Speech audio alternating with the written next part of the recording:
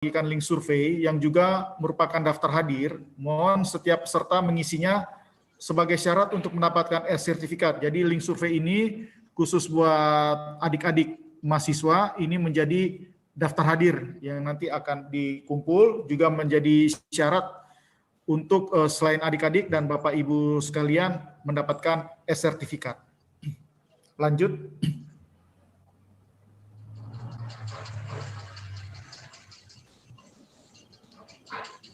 Lanjut, Nereli. Lanjut. Sudah bisa dimulai. Oke. Kita akan Indonesia Raya, kemudian ada Mars Ertik. Oke. Kita akan menyanyikan lagu Indonesia Raya, ya. Peserta diharapkan tenang, ya, dengan sikap sempurna. Kita hormati lagu kebangsaan kita. Mari kita berdiri, ya. Silakan berdiri. Serius.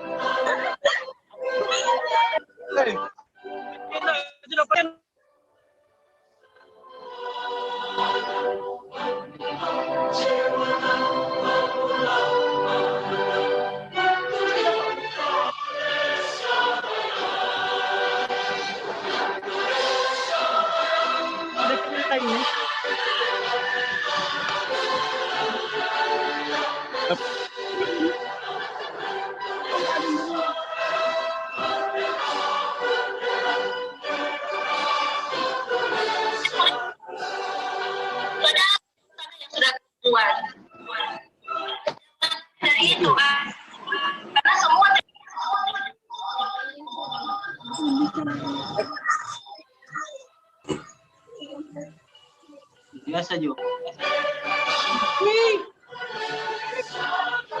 Aduh, tadi tahu, udah kalau acak ya.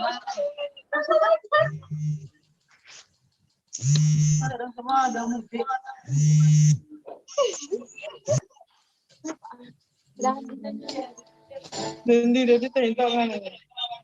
Adik-adik mahasiswa, mohon perhatian. Ini tadi lagi menyanyikan lagu Indonesia Raya, kemudian ribut, ya. Tolong mendisiplinkan diri masing-masing. Atau kalau tidak bisa mendisiplinkan masing-masing dengan sangat menyesal dan terpaksa, panitia akan mengeluarkan dari ruangan ini. Mohon untuk mendisiplinkan diri masing-masing.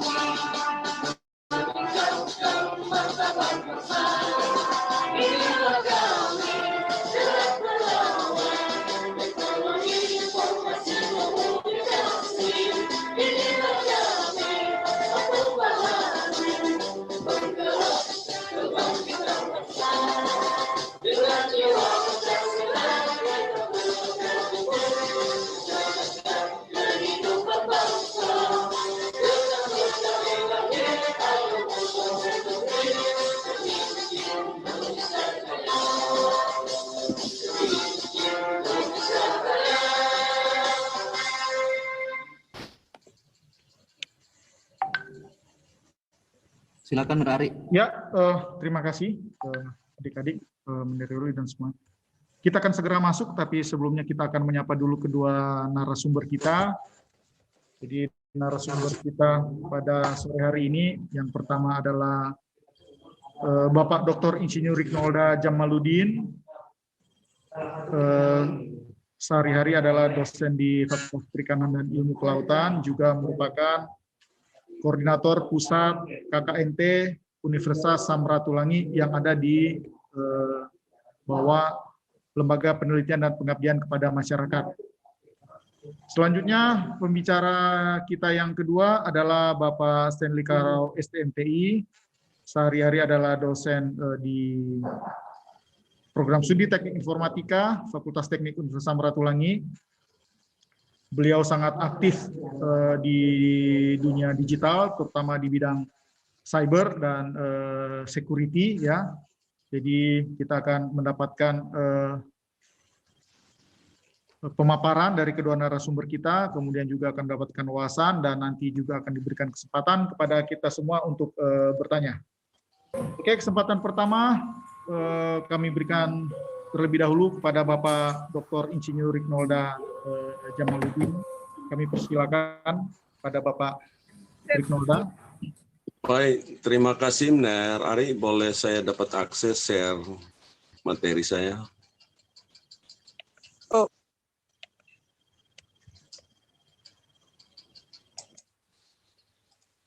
Sudah Silakan. bisa mungkin. Silakan. Ya, baik. Terima kasih. Selamat sore buat kita sekalian. Salam sejahtera buat kita semua, juga bagi teman-teman yang Muslim. Assalamualaikum warahmatullahi wabarakatuh. Saya sampaikan terima kasih kepada Merioli bersama tim yang sudah menginisiasi pertemuan ini, juga kepada teman-teman relawan TIK yang sudah menjadi bagian dari kegiatan ini. Kepada teman-teman dosen DPL pengawas yang sudah bergabung, saya ucapkan selamat sore dan salam saya buat seluruh mahasiswa yang sudah menjadi partisipan dalam webinar ini. Baik, saya akan singkat. Saya tidak memberi judul secara khusus, tetapi saya tetap mengambil digital culture. Saya agak sedikit berubah, tidak N tetapi in new normal life. Karena saya yakin digital culture yang akan kita diskusikan pada sore hari ini adalah dalam konteks new normal life. Baik, saya lanjut aja. Saya coba menarasikan dulu definisi biar kemudian kita memiliki pemahaman terkait dengan digital culture. Jadi kalau kita lihat definisi secara terpisah, culture itu sendiri adalah karakteristik dan pengetahuan dari sekelompok orang secara khusus, ya. Jadi kultur adalah karakter, ciri atau knowledge dari sekelompok orang. Kultur itu sendiri juga bisa merupakan pola tingkah laku yang tershare atau terbagi dari sebuah proses interaksi, juga dari paradigma kognitif dan pemahaman yang berkembang melalui sebuah proses sosialisasi. Kemudian kultur itu sendiri juga bisa dikembangkan menjadi sebuah the growth of a group identity. Jadi itu adalah sesuatu yang dinamis, pertumbuhan dari identitas sebuah grup, ya, yang merupakan pola sosial yang unik dari grup tersebut. Nah, bagaimana digital? Istilah digital ini dari pemahaman yang umum itu amat sangat luas, tapi sebenarnya dia sesimpel adalah signal atau data yang diekspresikan, ditampilkan sebagai seri digit 0 atau 1. Ya. Dia juga bisa menjadi sebuah alat waktu, watch, yang menampilkan waktu secara digital dengan digit, bukan dengan tangan atau alat-alat bantu petunjuk lainnya. Nah, kalau saya coba coba tarik satu pengkalimatan sederhana, digital culture adalah the anthropological dimension of social change. Jadi suatu ukuran antropologi terkait dengan perubahan sosial. Kita pegang dulu definisi seperti itu, mungkin tidak tepat sekali, tetapi penelusuran yang saya lakukan mengarah kepada, saya lebih sepakat ke anthropological dimension of social change. Mari kita lihat, saya ingin meletakkan diskusi kita sore hari ini dalam dua dasar teori. Teori yang pertama adalah yang dikenal dengan cognitive theory. Cognitive theory. Ini istilah kognitif sangat-sangat populer dalam dunia pendidikan. Skopnya sendiri adalah semua bentuk, all form of recognition. Jadi semua bentuk pengenalan yang menyangkut atau meliputi perilaku mental yang berkaitan dengan persoalan understanding, pemahaman, paying attention, jadi bagaimana kita memberikan perhatian, giving, supposing ini ya pendugaan, semacam pendugaan yang mirip dengan estimating, tapi supposing itu lebih ke membayangkan, mempertimbangkan. Kemudian juga kita memproses informasi, menyelesaikan masalah, imagining termasuk bagian dari skop kognitif, termasuk thinking and belief. Jadi berpikir dan keyakinan. Ada beberapa catatan soal teori ini yang menurut saya penting untuk kita ambil terkait dengan tema yang kita diskusikan hari ini. Saya mengambil 4 pemikiran saja. Yang pertama adalah perilaku seseorang, a person behavior is always based on cognition. Jadi perilaku seseorang itu selalu disandarkan pada kognisi, pengenalan dia, pengetahuan dia, yaitu aksi dalam mengenal dan berpikir terhadap situasi di mana perilaku itu terjadi. Ini tadi Mner Ari ada menegur ya, mahasiswa lagi menyanyikan, dinyanyikan lagu kebangsaan, kemudian yang muncul adalah keributan atau hal-hal yang tidak patut. Saya kira ini adalah bagian pertama yang harus diperiksa oleh kita. Yang berikut adalah ada sandaran teori yang lain yang penting untuk kita kenali adalah the higher a person cognitive level, jadi semakin tinggi level kognitif seseorang, maka semakin organized, semakin tertata.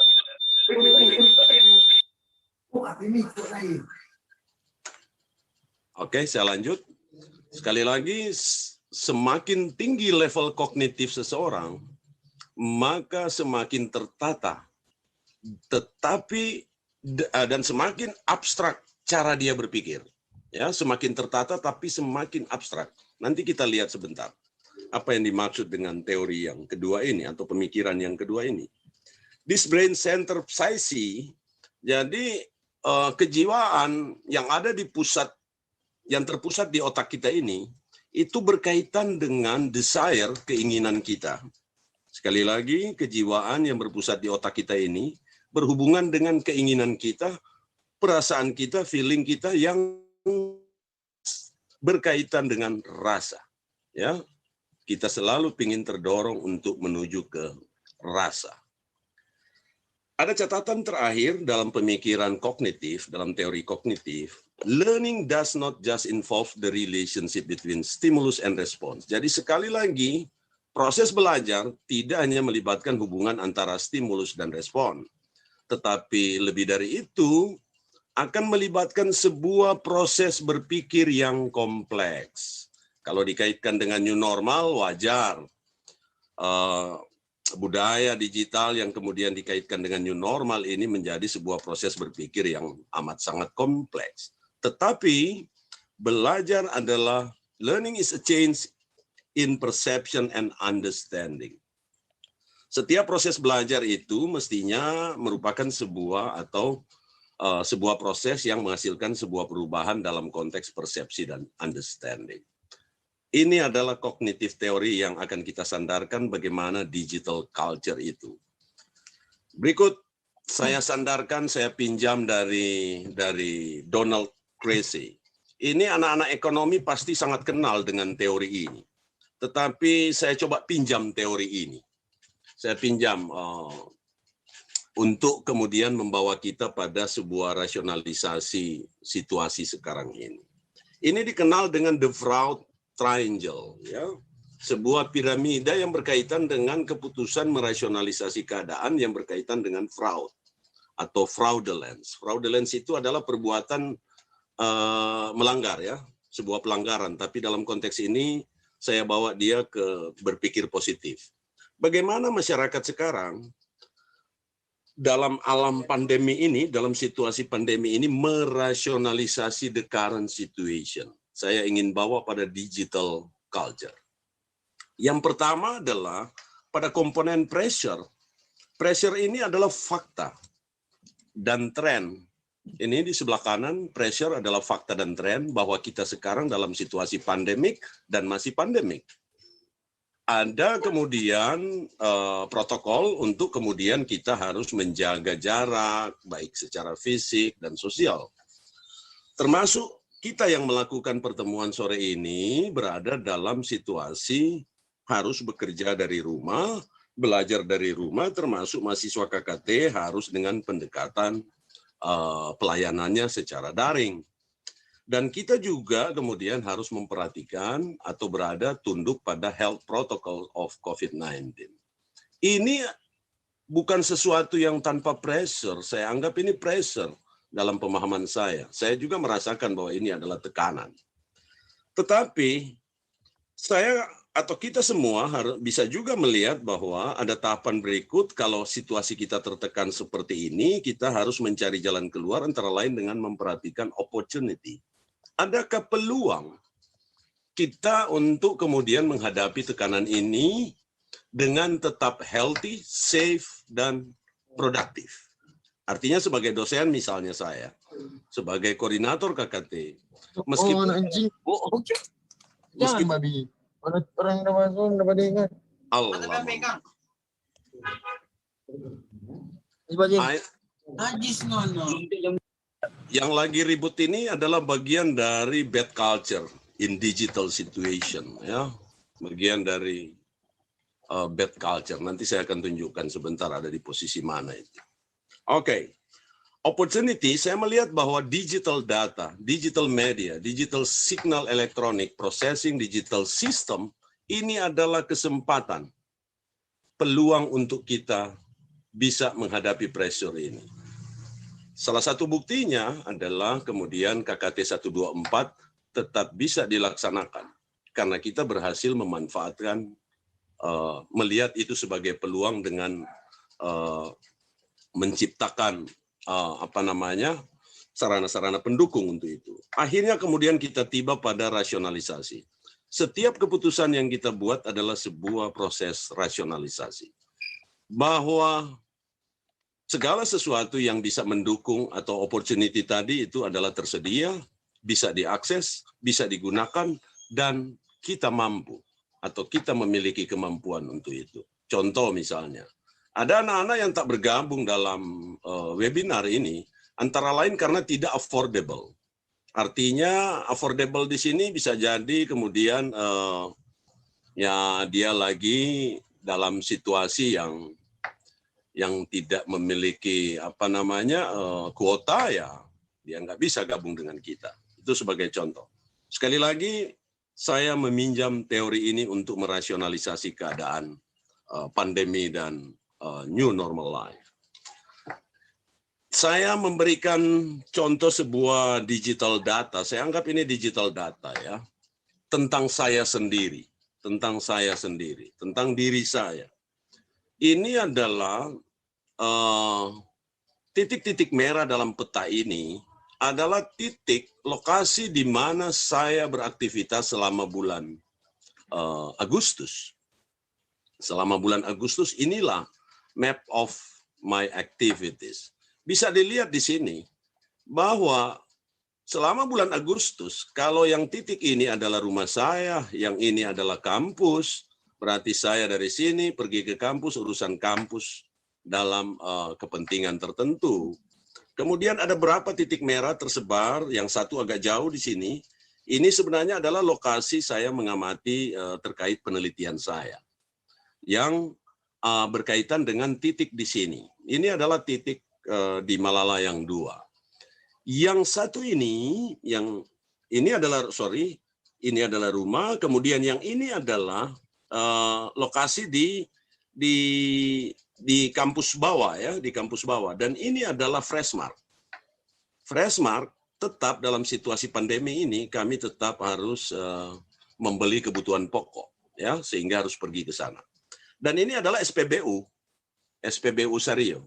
Mengisi bensin aja saya mengambil yang paling dekat.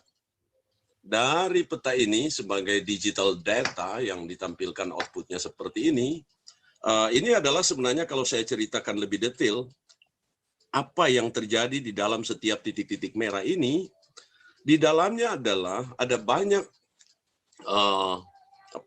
penggunaan data digital dan komunikasi yang menggunakan sharing data digital dan lain-lain itu jauh lebih besar dari sekedar 12 titik ini.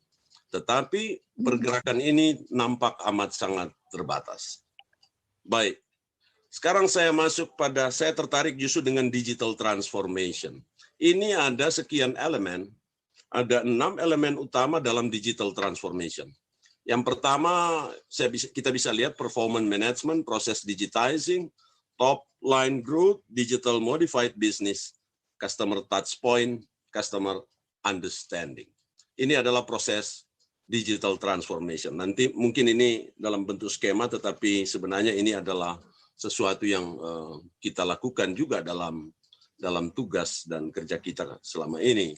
Dan yang di sebelah kanan ini bisa kita lihat sebuah siklus 45-66 hari, di mana digunakan secure. Interupsi tidak muncul, Neroda itunya, presentasinya. Oh, tidak muncul? Ya. Sabar. Oke. Kalau sekarang Nerari? Belum juga. Oh ya, sorry. Saya balik ke Zoom.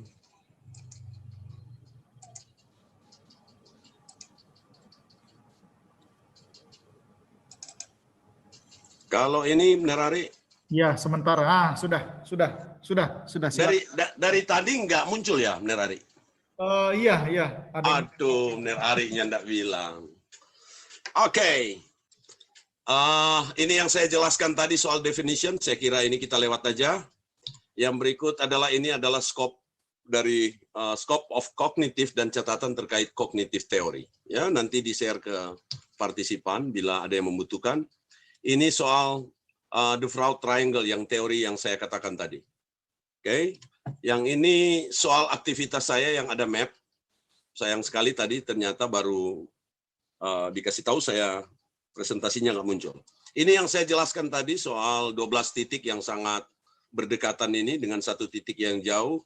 Ini adalah digital data saya selama bulan Agustus ya, yang saya ambil dari email saya adalah yang disampaikan oleh sebuah aplikasi. Oke, saya lanjut aja. Ini adalah digital transformation.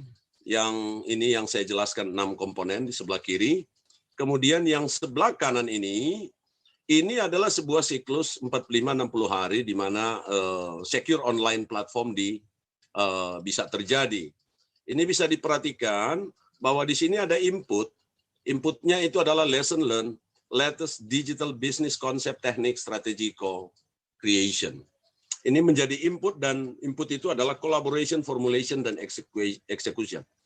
Nah, kemudian kita bisa lihat di bagian bawah, di sini ada digital transformation community platform.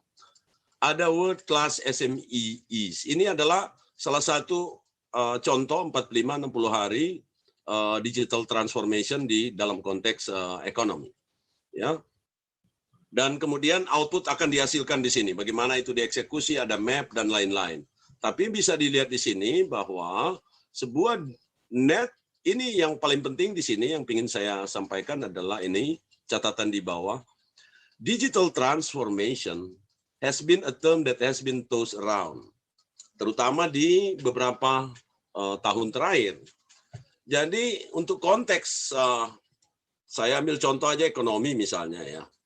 Consumer dan employee are interacting with business in new way, terutama dalam digital transformation adalah memforcing organization.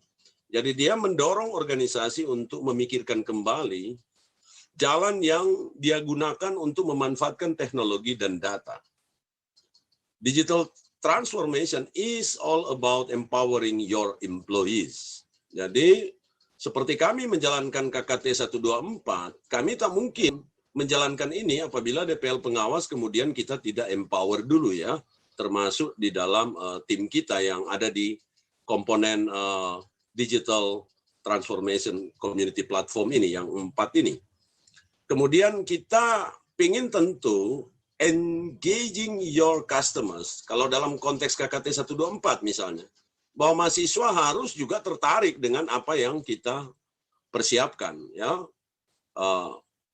bagaimana kita membuat itu menjadi sesuatu yang tertarik.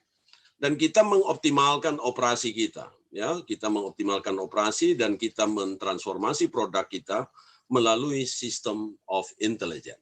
So dalam digital transformation, hal yang sangat penting bahwa kita harus membangun sebuah digital change network of excellence. Ini adalah sebuah sistem yang intelligence ya. Yang intelligence, kalau dia tidak maka sistem digital transformasinya bisa tidak berjalan dengan baik. Saya lanjut saja.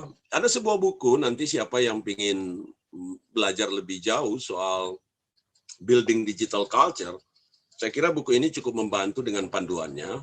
Tetapi saya ingin katakan di sini bahwa dalam digital transformation, posisi dari digital culture itu amat sangat penting untuk keberhasilan yang disebut dengan tadi sistem intelligence.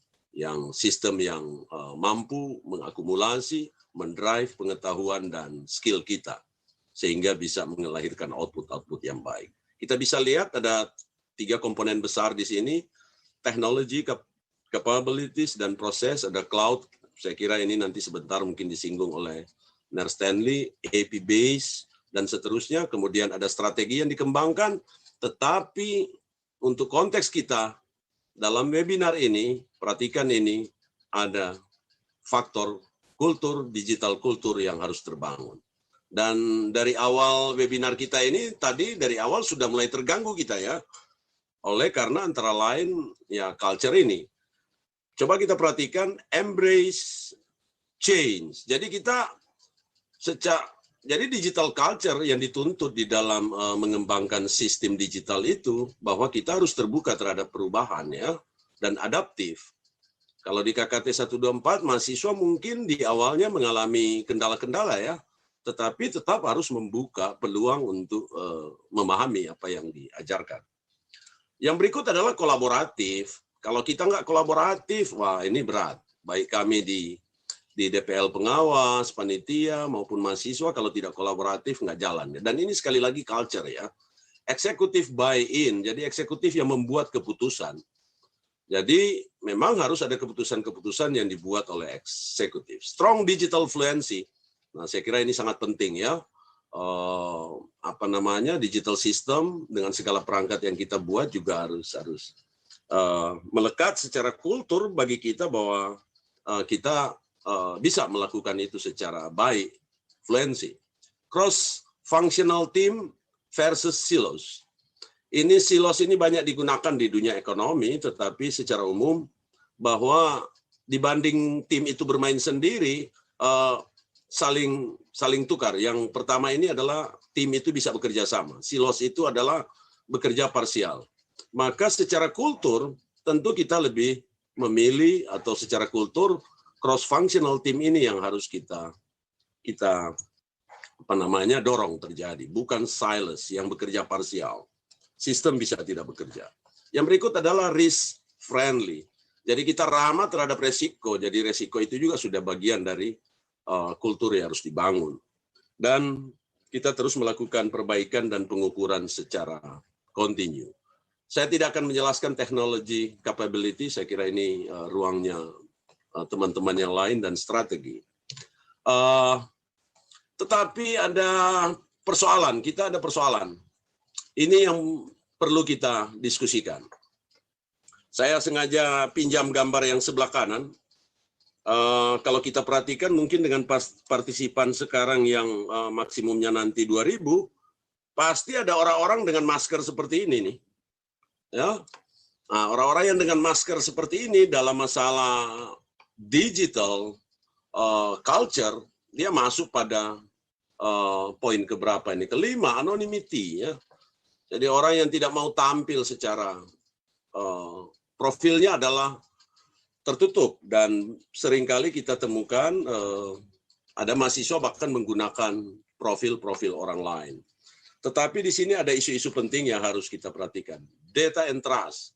Ada data dan tentu harus tingkat kepercayaannya harus seperti apa. Kemudian ada isu, ada masalah di dalam dunia digital, itu adalah informasi security atau tingkat keamanan dari informasi kita. Bayangkan misalnya di bank, informasi kita yang mestinya rahasia, itu kemudian bisa diakses orang atau dijebol orang. Dan saya kira ini adalah keahlian Stanley ya. Kemudian extractive capitalism of digital society. Nah, ini panjang ini kalau didiskusikan, nanti kita bisa diskusikan bagaimana dalam digital society itu ada extractive capitalism yang terjadi. Kemudian seringkali kita berada di dalam digital society, kita menemukan adanya discriminating dan interrogative consumer. Kita dipaksa harus mengikuti, harus memutuskan, dan seterusnya. Kemudian anonymity sudah dijelaskan tadi, cyber stalking, future shock. Future shock ini adalah perkembangan teknologi digital, itu kemudian bisa jadi tidak terantisipasi oleh kita, ya. Dan ini adalah persoalan dalam digital culture. Identity theft, jadi ada pencurian identitas. Banyak sekarang kita lihat di medsos, akun saya sudah dihack dan seterusnya dan seterusnya. Fragmented attention, nah ini contoh tadi sudah terjadi. Kita lagi memperhatikan sesuatu, kemudian ada yang memperhatikan lain. Itu bisa terjadi. Information overload, sangat sering terjadi. Dalam grup WA saya contohkan, dalam medsos, grup medsos kita, udah diposting lagi. Dan itu masih berulang. Orang tidak lagi membaca yang sudah terjadi, tetapi kemudian dia reposting, dan seterusnya. Contoh sederhana. Pornografi, surveillance, ini adalah problem yang mungkin juga berkaitan security, bahwa kita akan bisa terawasi, bla bla. Dan technological determination. Saya pingin stres yang paling air dalam persoalan digital culture. Ada sebuah catatan yang saya ambil dari sebuah buku yang saya anggap sangat apa ya, statement dia ini menurut saya sangat penting. A classic negative statement of technological determination. Ini sekarang bisa terjadi dan mungkin akan terus terjadi. Dan ini adalah sebuah tantangan. The violation of privacy is the loss of freedom. Jadi violation terhadap privasi kita itu bisa adalah kehilangan kebebasan kita ya. Jadi ini amat sangat penting saya kira statement ini. The degradation of electoral politics, sorry saya hanya mengutip ini, tidak ada kaitan dengan pilkada dan lain-lain. Tetapi degradation of electoral politics is the loss of democracy. Saya akan lewat dua kalimat ini, saya pergi ke yang terakhir. Sebenarnya dua kalimat di bagian tengah ini menjelaskan bagaimana pengembang software, mungkin perangkat-perangkat keras lainnya, itu mereka adalah pengembang dan mereka adalah pemilik. Maka ada sebuah kesimpulan yang sangat logis adalah, the computer is their machine, its mystic is their validation. Mudah-mudahan kita bisa menangkap apa pesan ini. Mereka adalah pembuat, misterinya, hal-hal yang mistik juga adalah dia yang validasi sendiri. Jadi kita harus menciptakan sistem kita sendiri yang kita kontrol sendiri. Saya kira itu benar Ari, tetapi saya ingin men-stress bagian dari presentasi ini bahwa webinar ini yang kemudian telah didesain oleh teman-teman dengan kapasitas yang bisa mencapai 2.000, kita semua adalah virtual digital community dari webinar ini. Mana webinar ini bisa berlangsung dengan baik, di sana ada sebuah konsep yang bisa kita pegang bersama bahwa digital culture sekali lagi webinar ini bisa berlangsung dengan baik. Ini adalah implementasi dari culture. Jadi webinar ini bisa berlangsung baik apabila kemudian kita memiliki nilai yang kita pegang bersama sebagai anggota dari webinar ini. Nilai itu apa? Bahwa webinar ini adalah membahas tentang digital society. Jadi sepanjang kita semua adalah ingin mengetahui informasi terkait digital society dalam konteks new normal atau adaptasi baru, maka kemudian webinar ini bisa berlangsung dengan baik. Tapi apabila kita sebagai partisipan, kemudian ini cuma contoh ya, kemudian hanya ingin dapatkan sertifikat, ingin dapatkan bukti bahwa telah hadir, maka bisa jadi nilai kulturnya adalah tidak hakiki. Saya kira itu Nerari yang bisa saya share, selebihnya nanti kita lihat dalam diskusi. Terima kasih. Ya, terima kasih Meroda ya yang sudah memberikan kita wawasan ya pengetahuan. Nanti akan ada sesi tanya jawab, tetapi kita tahan dahulu karena kita akan beralih ke pembicara yang kedua dari Stanley Karau, SMTI ya. Ya, silakan langsung saja Mer Stanley. Silakan.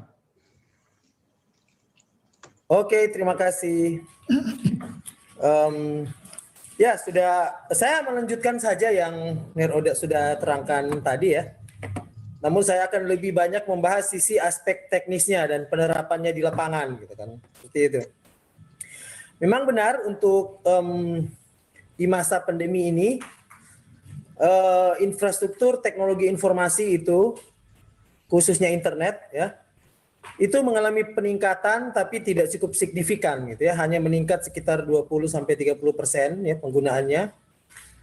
Namun di awal Mei 2020 kemarin ya penggunaan internet dunia itu kembali pada posisi normal gitu ya. Jadi kurvanya mulai landai,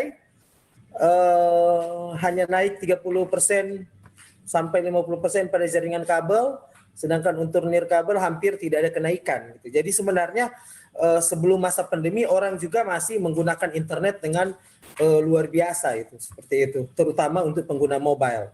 Nah, ada beberapa catatan yang kita perlu berikan gitu ya, bahwa secara global naik tidak signifikan. Nah, yang naik signifikan itu sebenarnya hanya penggunaan video conference, karena dulu biasanya kita tidak bervideo conference, tidak berzoom seperti sekarang ini. Ya, di masa pandemi itu makin meningkat. Baru game online, ya. Sebelum masa pandemi itu biasanya game online itu hanya trafik malam, sedangkan sekarang itu sepanjang hari trafiknya itu orang bermain game online. Seperti. Tapi yang perlu dicatat sebenarnya khusus di Indonesia dan Sulawesi Utara, itu pengguna wireless itu yang meningkat ya, smartphone dan jalur kabel menurun gitu ya. Jadi yang perlu kita catat sebenarnya saat di masa pandemi ini, yang meningkat aplikasinya itu adalah platform game online ya, berbagai game online, video conference, dan e-commerce belum signifikan. Nah ini banyak yang jadi pertanyaan ini, karena hasil pemantauan kita dari beberapa device ya, Oke, Facebook sekarang banyak digunakan untuk e-commerce, tapi sebenarnya e-commerce di Facebook itu hanya sebatas untuk menampilkan produk dan mulai melakukan janji untuk lebih komit. Misalnya kita akan membeli barang tersebut, itu biasanya dari Facebook kita akan pindah ke WhatsApp, ya. Kemudian transfer uangnya kita masih menggunakan platform yang non digital karena masih transfer rekening. Nah, sehingga aspek e-commerce ini masih kurang di masa pandemi. Karena pengertian e-commerce kan harusnya mulai dari awal produk sampai pada closing penjualan itu harusnya menggunakan platform elektronik gitu ya. Tapi di Indonesia, Sulawesi Utara itu yang terjadi enggak gitu ya. Facebook hanya menampilkan produk, order itu dilakukan di WhatsApp, sedangkan pembayaran masih dilakukan manual gitu, transfer rekening gitu. Sehingga e-commerce belum meningkat tajam gitu kan. Nah, dari Januari 2020 itu sebenarnya sudah cukup banyak ya pengguna internet di Indonesia. Ini saya ambil dari Hotshoot dan VR Sosial gitu kan. Dan konsumsi media digital di masa pandemi itu kalau kita bisa lihat di gambar ini ya, dari beberapa generasi ya, dari generasi Z, generasi X, millennials dan generasi boomer itu cukup berbeda gitu ya. Ya. Misalnya untuk generasi X dan generasi boomer, orang yang sudah tua, mohon maaf gitu ya, itu cenderung mengambil online TV dan broadcast TV gitu ya. Sedangkan untuk generasi Z dan millennials gitu ya, mereka itu langsung ke online, ke on demand video, ya broadcast TV, musik streaming dan video games. Jadi perbedaannya di antara beberapa generasi seperti itu. Nah, ya ada perubahan dalam perilaku manusia yang menimbulkan budaya baru ya. Tapi sebenarnya budaya digital baru itu ya ditulis oleh Profesor Mary Aiken dan Profesor Patricia Wallace gitu, bahwa muncul apabila manusia menggunakan internet gitu ya, dengan sedikit berlebihan gitu ya. Mereka menjelaskan bahwa ada hal utama yang harus dilakukan bagi pengguna internet ya. Yang pertama TDE ya, faktor time distortion effect, atau kita menyebutnya biasanya lupa waktu ya. Tiba-tiba sore gitu ya.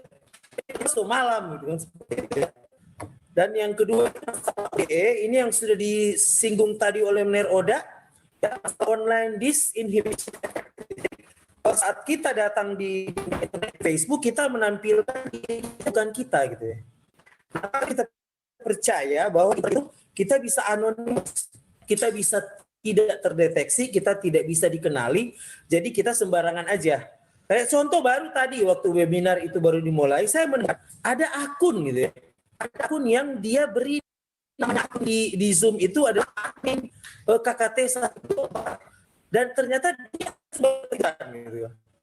Pada saat saya, pada saat ini keributan, tapi namanya baru admin KKT 124 gitu.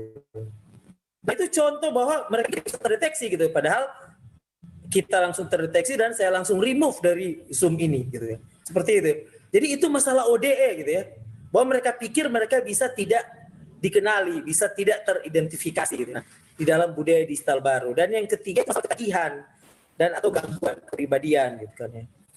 Nah, ini budaya digital baru lupa waktu ini memang fenomena yang cukup menarik ini. Kenapa? Karena tidak pernah ada kita datang pada waktu di mana ada 4 generasi yang bekerja bersamaan gitu ya. Contoh misalnya pelaksanaan KKT 124 ini gitu ya. Itu generasi milenial di situ ya. DPL dan pengawas ya. Kemudian hampir sebagian DPL pengawas itu adalah generasi X ya. Kemudian ada generasi boomer dan ada generasi tradisionalis gitu ya. Peserta KKT sendiri di milenial gitu. Seperti itu. Budaya komunikasi generasi berbeda gitu ya. Mohon maaf, yang tradisional itu harus ada surat gitu. Tugas untuk turun lapangan gitu kan. Sekarang ngapain surat tugas? Kita perlu pemberitahuan via WhatsApp. Dan mari kita turun lapangan gitu. Nah, jadi sebuah budaya sebenarnya ini. Sedangkan ada yang mau di telepon gitu. Ada yang mau harus pakai surat gitu kan, seperti itu. Nah, itu contoh akibatnya terjadi apa? Kita harus banyak menggunakan aplikasi teknologi gitu. Dalam sekali waktu. Nah, itu sering membuat kita menjadi lupa. Kita harus menggunakan surat, kemudian kita harus menelpon tersebut ya. Kita harus pakai email, media sosial ya, dan kita harus pakai WhatsApp dan sebagainya. Sehingga di handphone kita, di handphone, di alat smartphone kita ini begitu banyak aplikasi yang harus kita install dan akhirnya membuat kita banyak menghabiskan waktu untuk harus memahami aplikasi tersebut. Jadi banyak isu etika, ya. Misalnya, mungkin untuk generasi tradisionalis dan boomer mengharap kalau di WhatsApp itu harus sopan, ucapan selamat pagi, sedangkan milenial cukup dengan halo guys, apa kabar, kegiatan hari ini ya, gitu kan, seperti itu.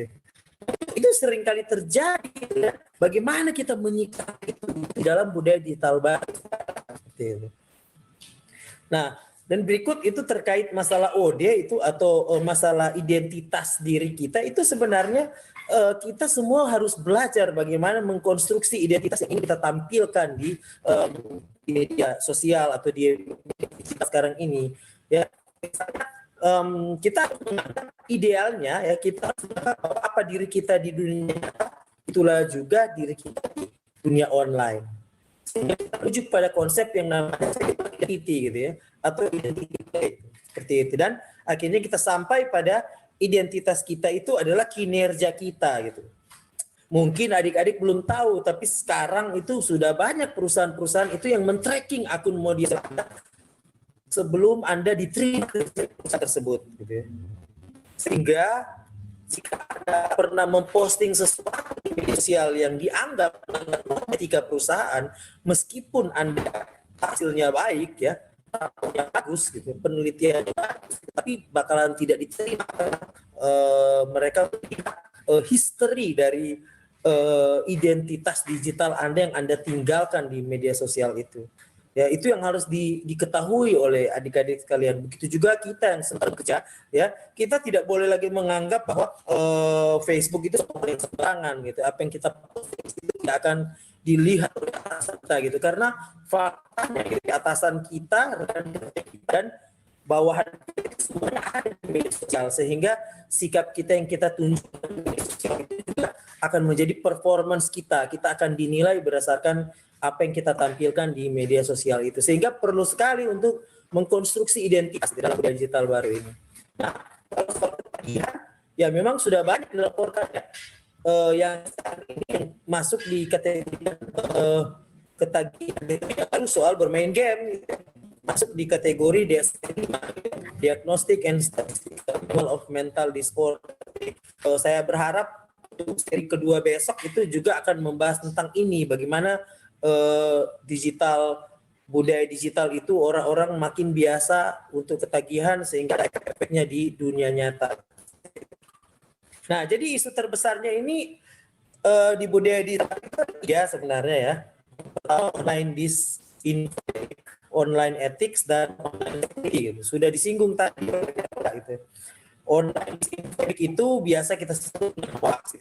Nah, di Indonesia untuk cybercrime yang terkait di Indonesia kan paling tinggi dua aja ya, masalah hoax ya, dan yang kedua itu bicara soal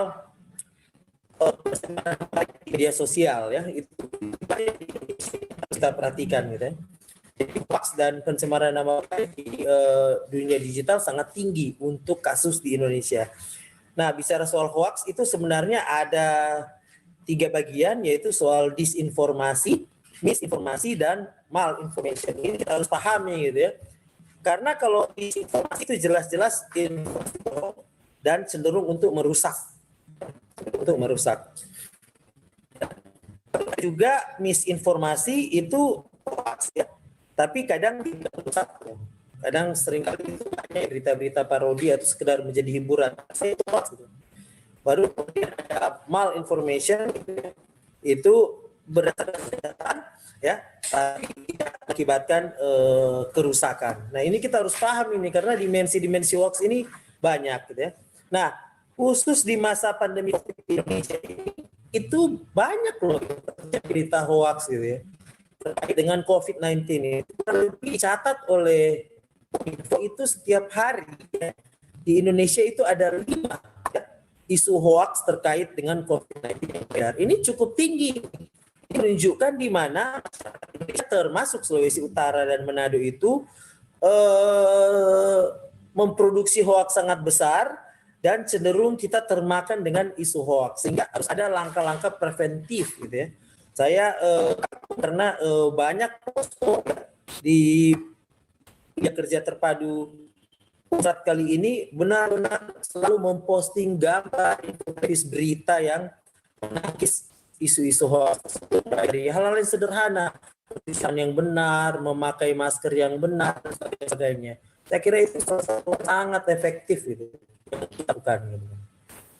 Nah, kemudian masalah online ethics, nah ini yang jadi perdebatan kita ya, karena kita tahu bersama suatu pesan ya, komunikasi itu bisa tersampaikan dengan baik ya apabila minimal dia terdiri dari kata, suara, dan body language. Nah, soalnya ini ya apabila kita menggunakan WhatsApp misalnya ya, kita untuk menyatukan ketiga, karena WhatsApp hanya pakai kata-kata ya, ada sih menggunakan voice, ada juga video, tapi itu jarang attach video, sehingga ini rentan dengan masalah etik ya, rentan dengan masalah etik. Contoh yang sederhana seperti di grup WhatsApp, di situ ada mahasiswa dari generasi milenial, mereka bisa, hey guys, hari ini apa ya? Mereka di situ ada dosen yang dia umurnya tradisionalis ya,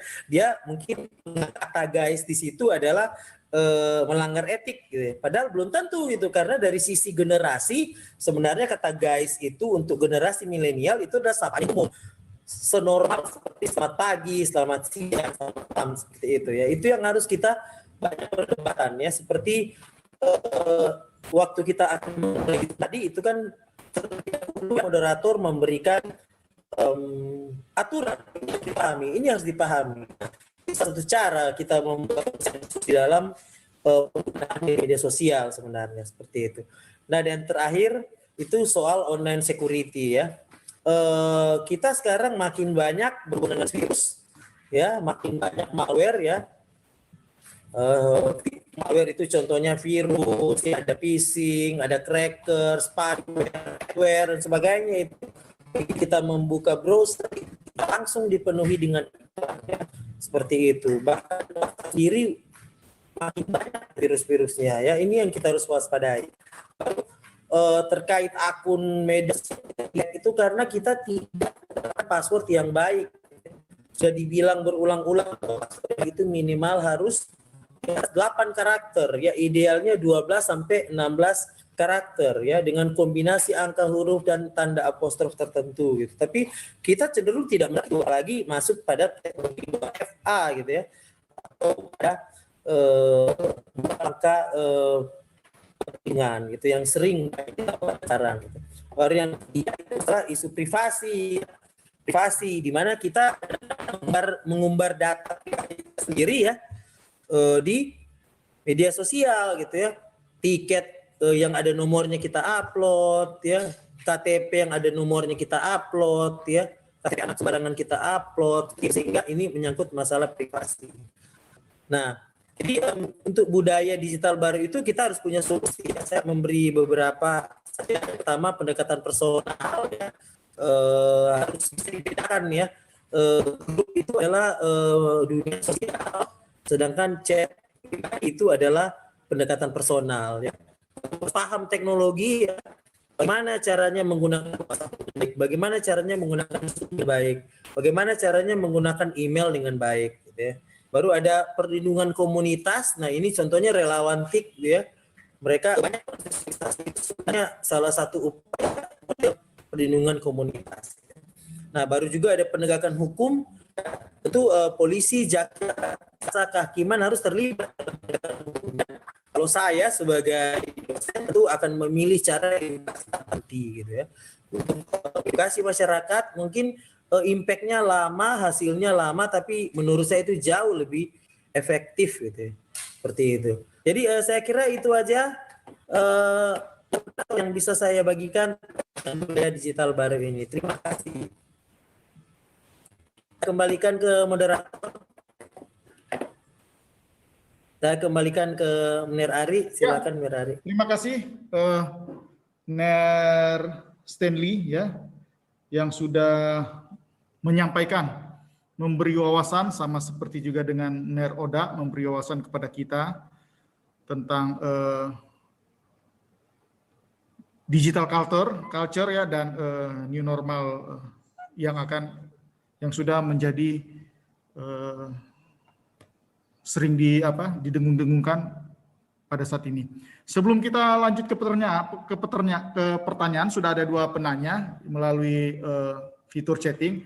Tapi kami akan berikan dulu kesempatan kepada Bapak Erianto, Ketua Relawan TIK Indonesia. Selamat datang Pak Eri, ya, yang sudah berkenan hadir bersama-sama dengan kita pada webinar sore hari ini. Jadi sekarang kita akan mendengarkan sambutan dari Bapak Eri Erianto, Ketua Relawan TIK Indonesia. Kepada Bapak kami persilakan.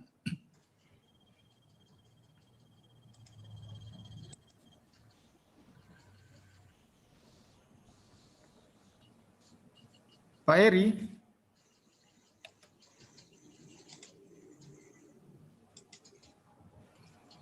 Halo.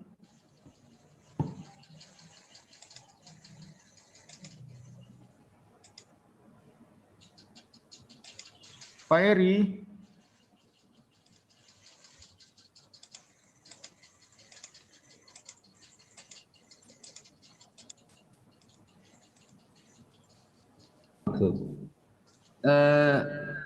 Izin mute di unmute. Bagaimana? Di unmute, harus di unmute dari host yang di Zoom 2. Oh, sebentar.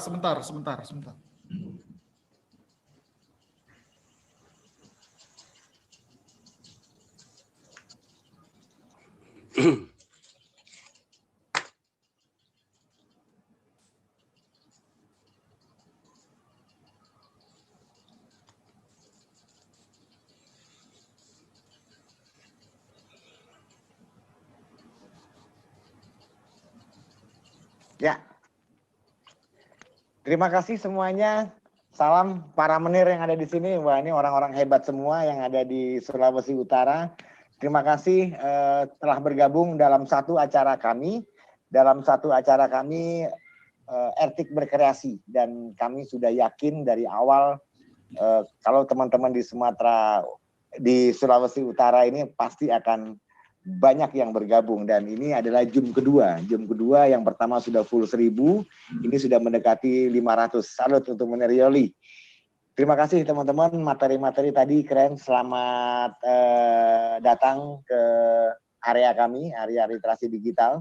Terima kasih untuk para narsum yang sudah bergabung, dan materi-materinya kami lihat dari satu tempat tadi keren banget. Memang di masa ini kami di Relawan TIK sebagai pendamping masyarakat yang menjaminkan teknologi ini bisa dinikmati dengan aman, nyaman, dan bermanfaat bagi masyarakat, butuh banget pendampingan dari teman-teman semua. Jadi teman-teman semua ini mahasiswa semua kan ya, saatnya untuk tidak egois untuk menikmati teknologi sendirian. Saatnya bergabung bersama, kita dampingi masyarakat, kita dampingi lingkungan.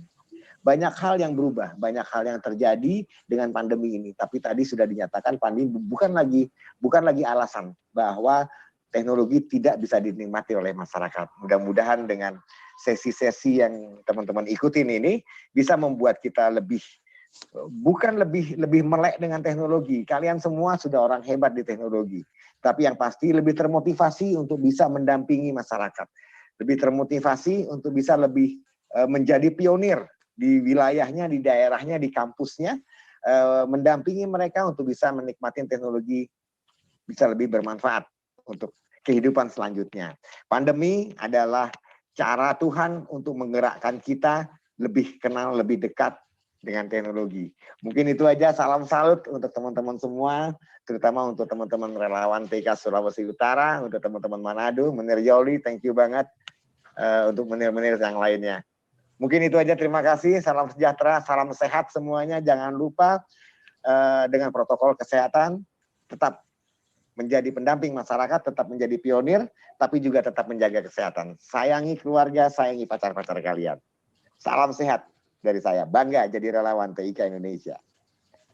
Ya, terima kasih Pak Eri, salam sehat juga dan sukses selalu buat Pak Eri ya, yang telah berkenan hadir di acara webinar kita pada sore hari ini. Sekali lagi terima kasih buat Pak Eri Eriwanto, Ketua Relawan TIK Indonesia. Terima kasih, Pak. Sebentar tambah koreksi dulu. Silakan, Pak. Fajar Eridianto. Oh. Wah, ya ampun dah. Potong honor ya. Siap. Jadi terima kasih kepada Bapak Fajar Eri Erianto, ya, Ketua Relawan TIK Indonesia. Kita beri aplaus dulu adik-adik sekalian. Oh, beneran aplaus ya. Terima kasih. Lanjut, silakan lanjut. Terima kasih Pak Eri. Lanjut, ini sudah ada penanya ini yang sudah saya catat ya.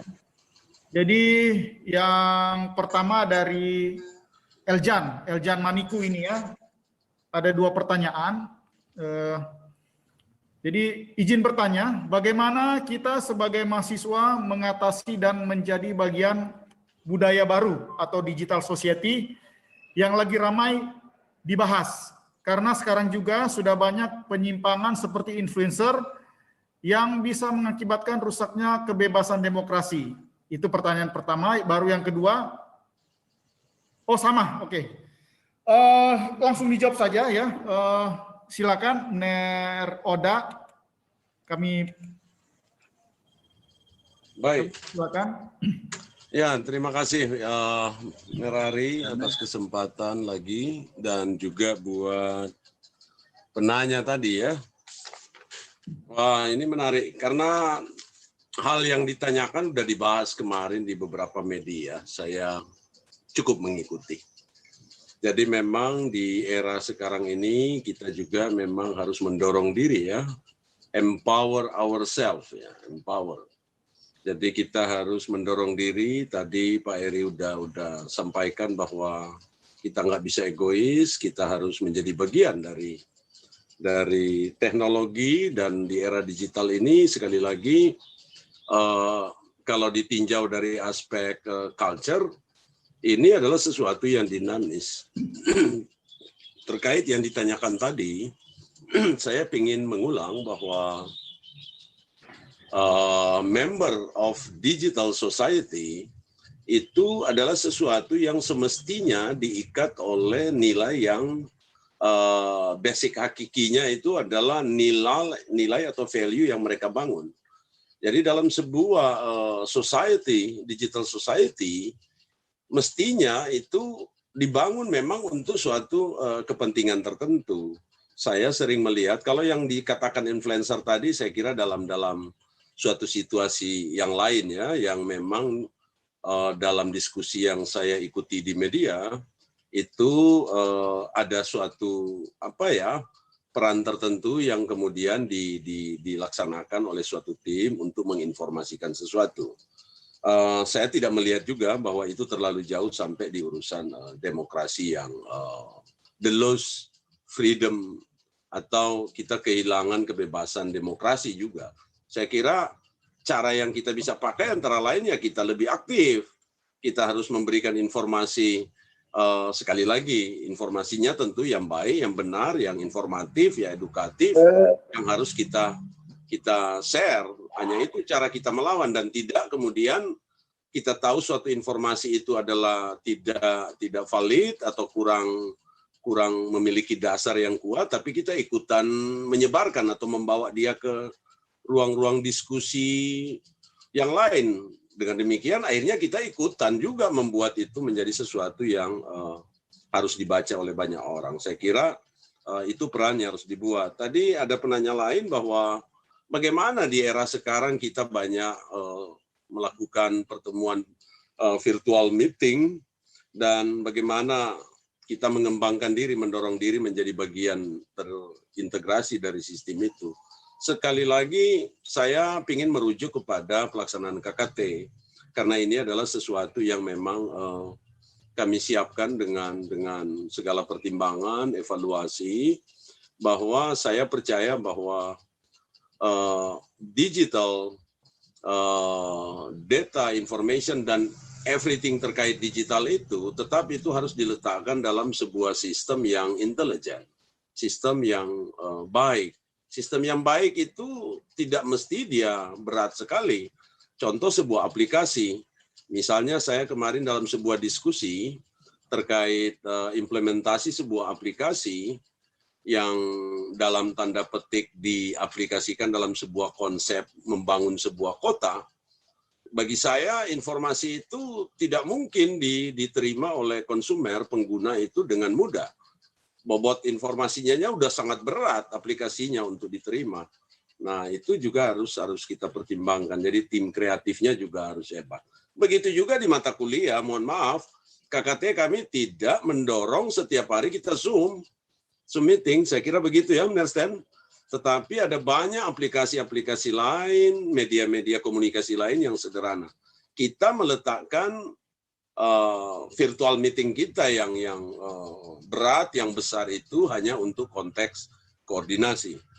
Contoh yang lain yang bisa adik-adik mahasiswa perhatikan, memang di era sekarang ini, di mana kita dijejali oleh begitu banyak hal-hal yang tidak bisa kita jangkau secara langsung, karena kita bekerja di rumah, KKT juga ada di kampung masing-masing, maka kami menyiapkan sebuah sistem digital yang kemudian memudahkan mahasiswa untuk tidak perlu bertemu dengan kami.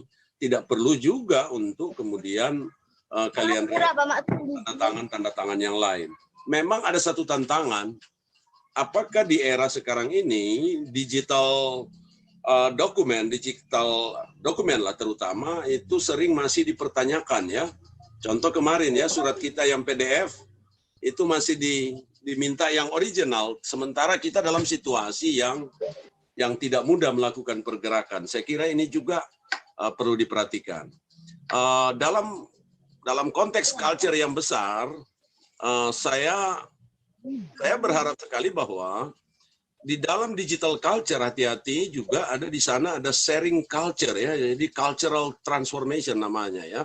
Kita ini ada di wilayah yang secara kultural disebut dengan budaya timur ya. Kita ada sekitar 5 lah budaya besar di dunia ini. Contoh, kalau saya membuat komunikasi dengan teman-teman Eropa, kami jarang sekali pakai kata maaf ya. Kata maaf bagi kita itu hanya digunakan bagi teman-teman dengan Western culture-nya adalah sesuatu ketika kita membuat salah. Tetapi kecenderungan di kita, di orang-orang timur dengan budaya timur adalah panjang sekali kata-kata kita. Akhirnya kemudian suka terjadi kesalahan dalam membuat kata-kata. Saya kira memang kita harus be smart ya, kita be smart dan adaptif. Saya sepakat bahwa salah satu tool, salah satu dasar juga kita mengembangkan digital culture itu adalah kita membuka diri. Nah, memang ini adalah sesuatu yang menjadi tantangan bagi kita ya. Sekarang di era sekarang ini, bolehkah kita membuka diri untuk perubahan-perubahan termasuk teknologi tadi. Saya lagi mengawal satu kelompok kecil nelayan remaja dan pemuda. Sampai di hal yang tadi dikatakan Mer Stanley. Apakah kita hanya menyentuh soal produknya atau sampai marketing, sampai dari hulu ke hilir. Nah, meskipun mereka hanya komunitas nelayan dan mereka bahkan remaja dan pemuda, kami justru mendorong dia untuk kemudian mengembangkan sampai e-marketing. Nah, sekarang KKT Posko 19 Malalayang saya kira sudah berkunjung ya ke tempat itu. Dan saya kira itulah bagian dari yang real, antara lain kita mendorong kerja-kerja kita di masyarakat lewat pendekatan digital society ini, memanfaatkan teknologi untuk produktif. Tetapi di era ini sekali lagi tetap healthy, safe, produktif.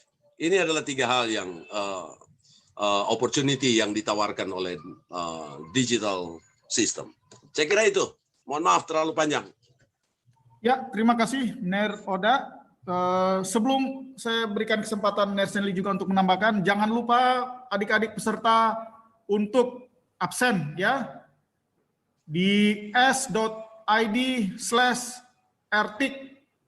berkreasi sulut hadir, dan juga jangan lupa untuk follow Instagram Relawan TIK di instagram.com/relawantik. Lalu silakan Ner Stanley ingin menambahkan, kami persilakan. Oke, benar Ari, terkait dengan beberapa solusi ya. Saya kira itu ya, seperti yang saya tunjukkan slide saya tadi ya. Sebenarnya beberapa solusi yang bisa kita lakukan ya untuk menyesuaikan di dalam budaya digital baru ini ya. Pertama, kita harus sering melakukan pendekatan personal. Pendekatan personal itu sangat penting gitu, karena sebenarnya banyak fitur-fitur media sosial yang mengizinkan adanya pendekatan personal. Seperti itu. Baru yang kedua, kita harus paham teknologi gitu.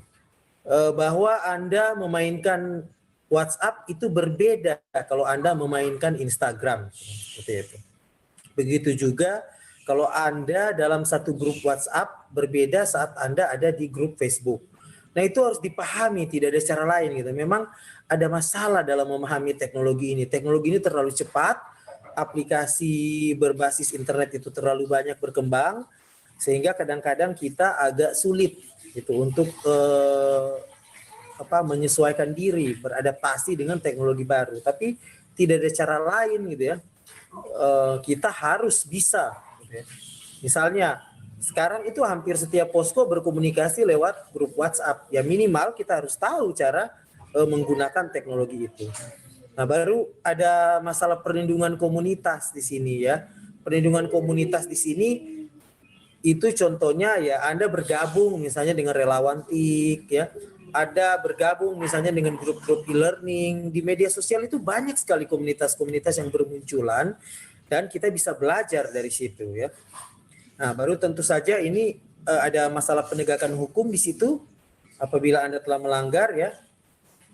Dan yang terakhir itu melakukan edukasi tanpa henti. Sebenarnya seri-seri webinar itu adalah salah satu cara untuk kita melakukan edukasi tanpa henti. Saya kira itu saja untuk host yang bisa saya tambahkan. Saya kembalikan ke Terima host, kasih Ari. Nersenli. Jadi sebenarnya apa yang disampaikan oleh Mer Oda dan Nersenli itu juga sudah mencakup jawaban dari Marfil Roxy Taru ya, yang sudah bertanya tadi tentang digital culture ya, membuilding karakter kita dalam digital culture, itu sudah terjawab.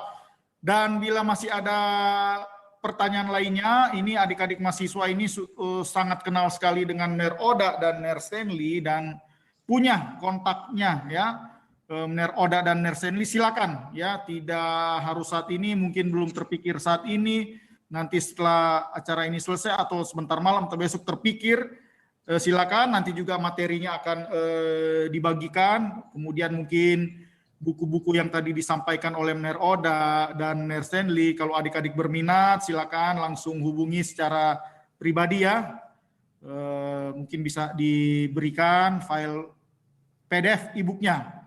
Jadi kita akan segera akhiri. Sekali lagi jangan lupa untuk mengisi daftar hadir di s.id/rtikberkreasi sulut hadir, dan jangan lupa follow Instagram ya.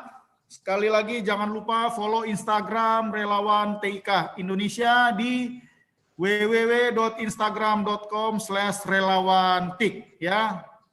Segera silakan diklik, yang pakai komputer segera masuk, atau yang pakai HP juga langsung di follow, dan pastikan adik-adik sudah mengisi daftar hadir sebagai bukti ya. Nanti kita akan mengecek ya, walaupun ini ribuan, kita akan dengan sabar mengecek nama-nama yang mendaftar. Oke, sekarang kita akan tutup kegiatan kita pada hari ini. Penutupan akan dilakukan oleh Ketua Relawan TIK Sulawesi Utara, Bapak Yoli Rinenga STMM MSc. Kami persilakan. Oke, terima kasih Bapak Insinyur Ari Lumenta. Yang pertama tentunya kita bersyukur karena sudah selesai di sesi hari yang pertama untuk cyber kreasi, RTIK berkreasi. Dan terima kasih kepada para narasumber, Pak Rignolda Jamaluddin sebagai Ketua KKNT Unsrat, kemudian Nersenli Karo yang sudah memberikan materi. Dan kita, teman-teman, adik-adik mahasiswa, kita besok akan bertemu lagi di sesi hari kedua untuk Ertik Berkreasi. Ada pembicara yang lain juga, Dr. Grace, untuk besok. Mudah-mudahan kita ada waktu lagi untuk join, untuk gabung di waktu yang sama, jam 4 sore. Terima kasih kepada kita semua, adik-adik, mahasiswa, dan semua yang sudah hadir. Jangan lupa seperti tadi Mer Arik bilang, isi absen dan kita akan mendapatkan sertifikat. Itu saja, Pak Moderator, silakan dilanjutkan. Terima kasih. Ya, terima kasih kepada Ketua Relawan TIK Sulawesi Utara, Bapak Yoli Rindengan. Diingatkan sekali lagi, jangan lupa mengisi daftar hadir di s.id/Ertik Berkreasi Sulut hadir. Dan follow Instagram ya di instagram.com/relawan-tik. Jadi sekali lagi diingatkan bahwa daftar hadir yang adik-adik isi untuk sertifikat juga merupakan daftar hadir sebagai peserta ya KKT, dan diingatkan kembali besok untuk sama-sama kembali hadir, kita akan mengisi absen dan mendapatkan sertifikat ya. Sebagai pengganti absen yang biasa kita isi. Tolong sampaikan ke seluruh teman-teman ya, yang itu wajib kita hadir karena ini pembekalan, bukan pembekalan, ini menambah wawasan, memberi wawasan kepada adik-adik untuk menghadapi new normal baru di era digital saat ini. Oke, baiklah.